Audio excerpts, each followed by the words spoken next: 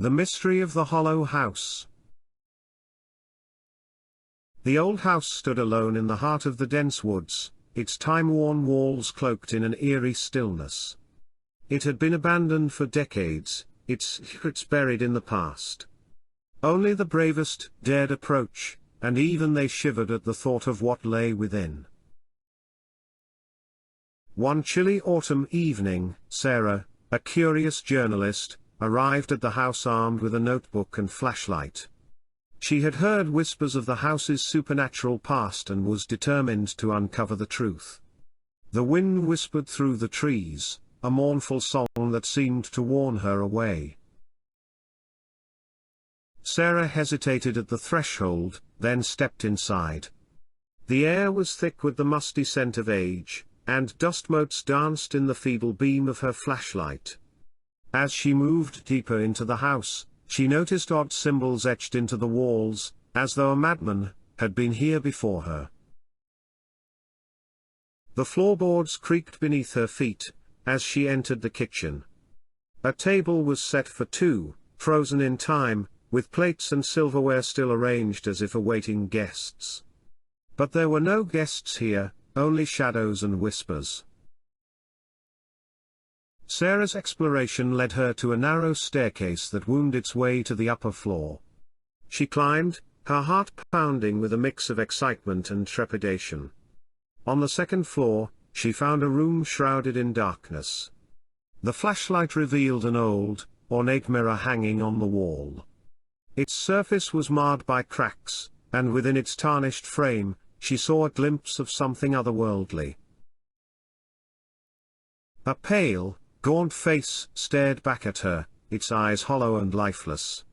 She recoiled in horror, but the face in the mirror did not move. It was as though it were trapped in another time, another realm. Determined to unravel the mystery, Sarah pressed on, finding herself in a long-forgotten library. Dusty books lined the shelves, their spines bearing titles that sent shivers down her spine. She plucked one from the shelf and opened it, revealing pages filled with incantations and rituals. The room grew colder, and Sarah felt a presence, an unseen force that seemed to watch her every move. She closed the book and made her way back to the staircase, but as she descended, the steps seemed to stretch endlessly. Panic set in as she realized she was trapped, the house unwilling to let her go. Desperation fueled her as she continued down, down, down. Finally, she emerged in a dimly lit basement, the air heavy with an ancient, malevolent energy. At the center of the room, a circle of candles flickered to life, casting eerie shadows on the walls. In the center of the circle stood a figure, cloaked in darkness. Sarah's heart raced, as she realized she was not alone.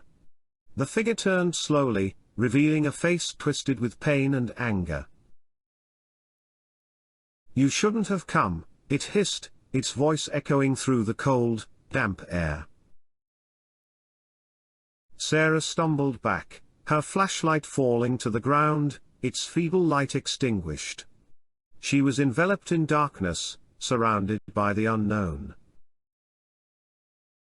And then, in an instant, she was gone, swallowed by the shadows of the house in the woods. The old house returned to its silent vigil, its secrets safe once more, as the wind whispered its mournful warning to anyone who dared approach.